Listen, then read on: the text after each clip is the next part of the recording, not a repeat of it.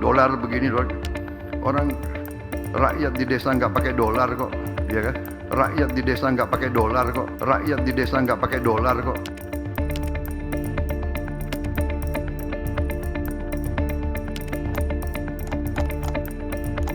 Kalau hari ini, seseorang yang punya kekuatan untuk menggerakkan 277 juta jiwa berkata, orang desa nggak pakai dolar kok, yang pakai dolar adalah orang yang mau pergi ke luar negeri.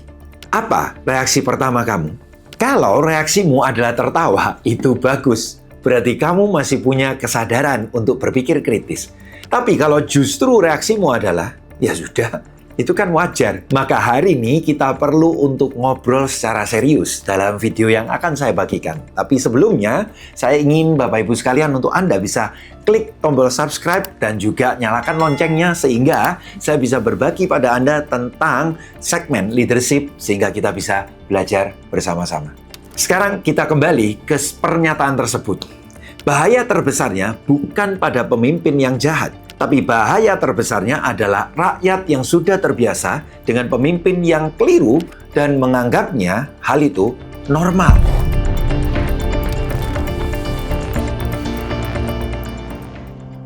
Beberapa tahun yang lalu, saya diundang sebagai narasumber di forum HRD sebuah perusahaan BUMN besar. Sebelum sesi dimulai, panitia berbisik ke saya, Pak Nugroho, tolong jangan terlalu keras soal isu keterlibatan karyawan ya, karena direksi kita hadir hari ini. Saya kemudian bertanya balik, memangnya ada masalah? Dia diam sebentar, lalu menjawab pelan. Survei internal kami, Pak, menunjukkan 61% karyawan merasa nggak didengar oleh atasan langsung, tapi itu data internal, tidak untuk dikonsumsi publik. Saya kemudian duduk, dan saya bertanya dalam hati, kalau datanya ada, kalau masalahnya itu nyata, lalu kenapa kita malah lebih memilih untuk menjaga perasaan direksi daripada memperbaiki sistemnya? Hal ini kita bisa belajar. Yang paling merusak bukan pemimpin yang tidak tahu, tapi organisasi yang tahu, tapi memilih diam karena ada yang tidak beres dari seorang pemimpinnya. Mari kita bedah di sini secara dingin, bukan untuk menyerang, tapi untuk kita semua bisa belajar. Dalam ilmu kepemimpinan ada konsep yang disebut dengan dismissive leadership. Bukan pemimpin yang bodoh, tapi pemimpin yang aktif mengabaikan data yang dirasa tidak nyaman baginya. Nah, di sini data dari McKinsey Global Institute mengatakan bahwa Decision Quality Research di tahun 2023 bahwa 67% keputusan strategis yang gagal berasal dari pemimpin yang aktif mengabaikan data yang bertentangan dengan keyakinan mereka. Bias konfirmasi adalah pembunuh organisasi nomor satu yang tidak kelihatan, yang artinya pemimpin seringkali hanya ingin mendengarkan sesuatu yang dirasa menyenangkan hatinya. Pernyataan orang desa nggak pakai dolar itu bukan sekedar kalimat yang terucap spontan. Ya mudah-mudahan itu terucap spontan, tapi Anda sendiri bisa menilainya.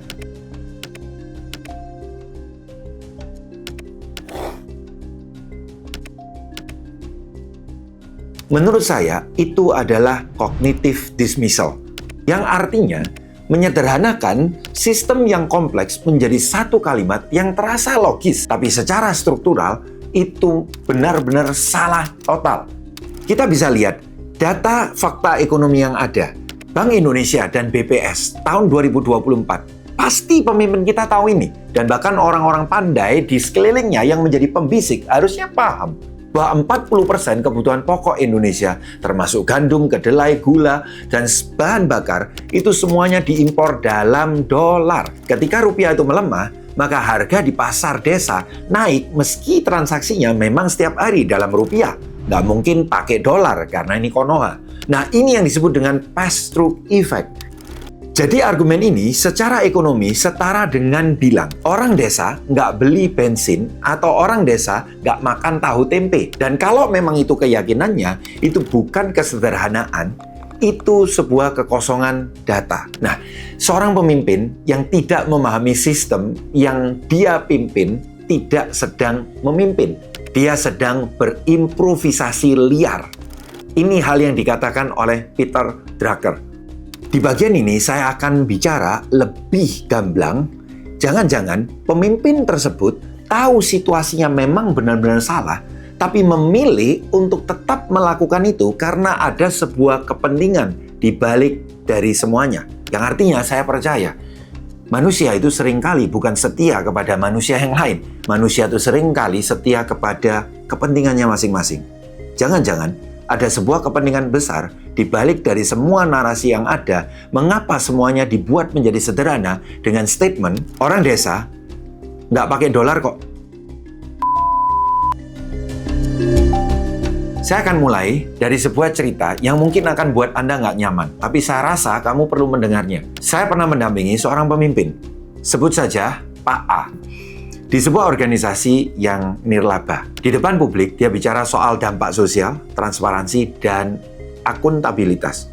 Pidatonya selalu bagus, mencengangkan.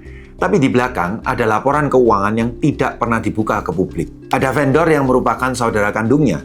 Ada keputusan anggaran yang diambil tanpa dilakukan sebuah meeting atau rapat. Suatu hari saya bertanya langsung, Pak, apakah Bapak tidak merasa ini akan meledak suatu saat? Lalu beliaunya menjawab, Pak Nugroho, selama narasi kita masih kuat, maka fakta itu bisa dikontrol. Setelah mendengarkan itu, malamnya saya nggak bisa tidur. Dan setahun kemudian, saya melihat sendiri organisasinya kolaps. Ratusan penerima manfaat kehilangan bantuan yang mereka andalkan. Yang paling menyakitkan, Pak A masih bilang baik-baik saja. Bahkan mendapat jabatan baru di tempat lain. Ini bagian yang paling gelap dari false leadership. Bukan pemimpin yang tidak tahu, tapi pemimpin yang tahu dan tetap melakukannya.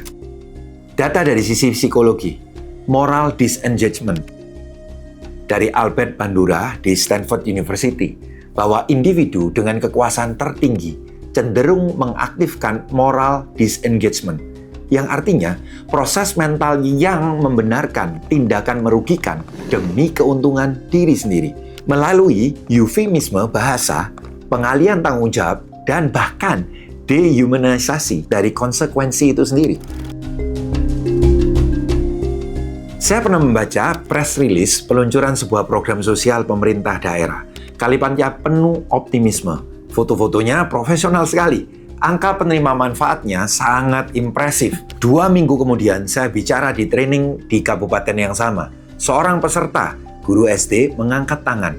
Pak, program yang diberita itu di desa kami bahkan belum ada. Sudah 4 bulan berlalu, kami sudah lapor ke kecamatan, jawaban mereka masih dalam proses. Saya tidak langsung merespon, saya bertanya ke peserta lain yang merasakan hal serupa, tolong angkat tangan. Apa yang terjadi? Dari 40 orang di dalam ruangan itu, 27 orang tangan terangkat. Itulah gap narasi dan realita. Kita bicara hari ini soal program dari pemerintah, baik itu MBG, Kopdes Merah Putih, karena ini bukan tanpa data. Makan bergizi gratis. Makan bergizi gratis, MBG. Menu MBG, Dan anggaran tata MBG. kelola MBG. Koperasi Desa Merah Putih atau Kopdes Merah Putih mulai menunjukkan pertumbuhan unit usaha yang signifikan. Kami di Kementerian Koperasi beserta dengan seluruh dinas dan Koperasi Desa Merah Putih. Viral video pembukaan Kopdes Merah Putih dan produk dijual disebut mirip minimarket. Apa yang pemerintah harus buktikan kalau memang Koperasi Merah Putih ini memberikan benefit lagi dan lagi APBN uang rakyat, maka seharusnya juga harus kembali ke rakyat benefitnya. Niatnya besar, anggarannya besar. Anggaran MBG termasuk sangat besar, 1,2 triliun per hari. Tapi ada pertanyaan yang harus kita jawab dengan jujur. Apakah benar eksekusinya setara dengan narasinya? Keracunan disebabkan oleh dapur MBG yang tidak memenuhi standar yang telah ditetapkan oleh Badan Gizi Nasional. Dari data, fakta di lapangan ditemukan dari berbagai laporan independen. Distribusi MBG di sejumlah daerah terlambat berbulan-bulan dari jadwal resmi.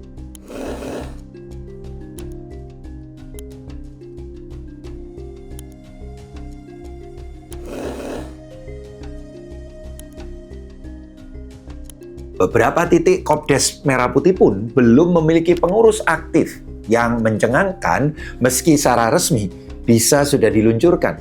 Pemerintah membuka rekrutmen besar-besaran untuk posisi manajer Koperasi Desa dan Kelurahan Merah Putih dengan total 30.000 kursi yang disediakan di seluruh Indonesia.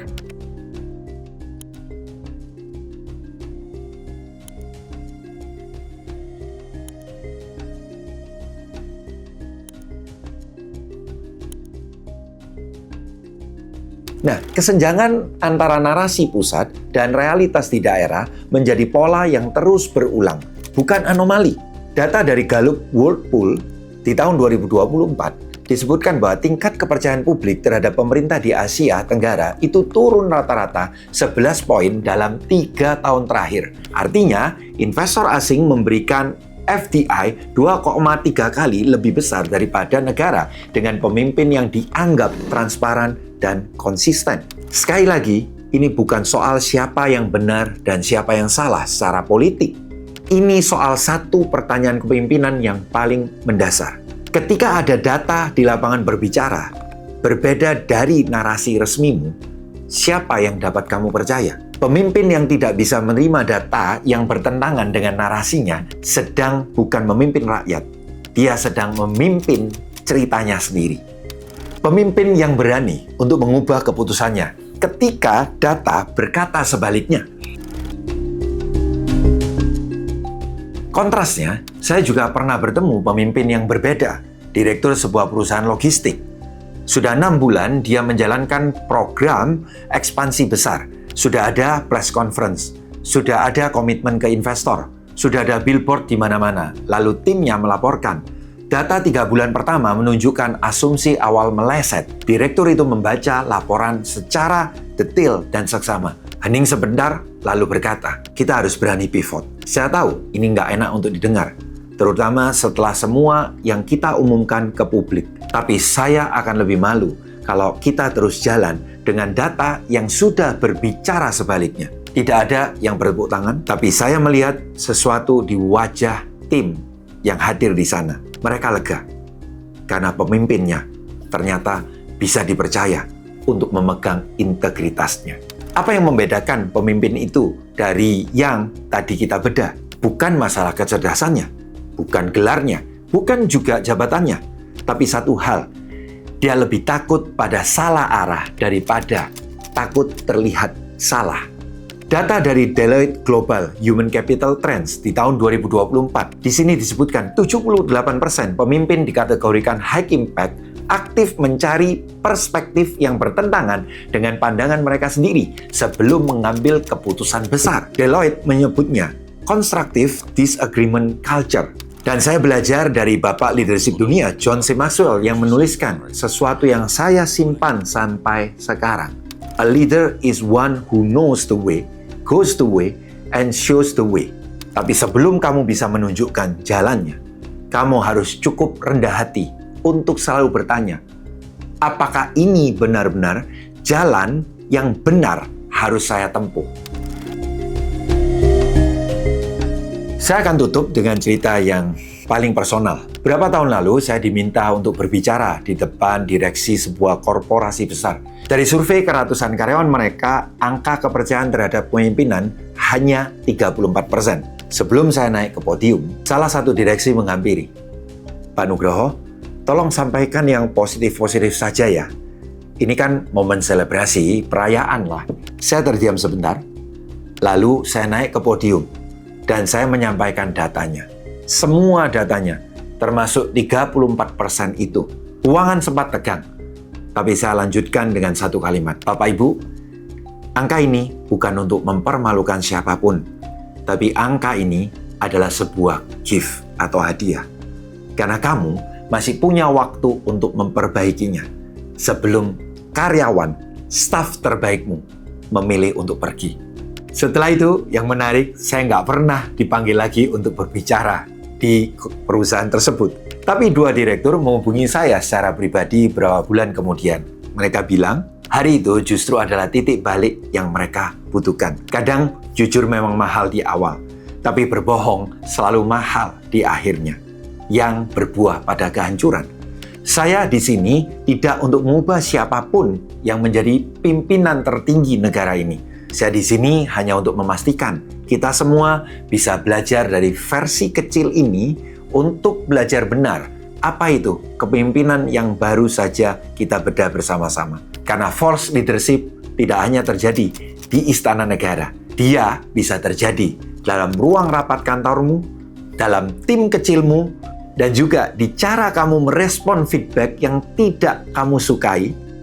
Dari saya pribadi, Pemimpin yang hatinya tidak beres akan selalu menemukan justifikasi untuk tindakan yang tidak beres. Tapi pemimpin yang hatinya lurus akan selalu menemukan jalan, meski datanya menyakitkan. Satu pertanyaan saja yang saya tinggalkan untuk Anda semuanya hari ini. Apakah ada data, fakta, atau umpan balik yang selama ini kamu abaikan karena kamu merasa nggak nyaman? Kalau ada, itu adalah titik awal dari kepemimpinanmu yang sebenarnya. Kepemimpinan sejati bukan soal siapa yang lantang berbicara, tapi siapa yang paling berani diam ketika egonya minta untuk bicara. Oke, jangan lupa untuk subscribe, share ke siapapun yang perlu mendengarkan hal ini, dan sampai jumpa di video yang berikutnya.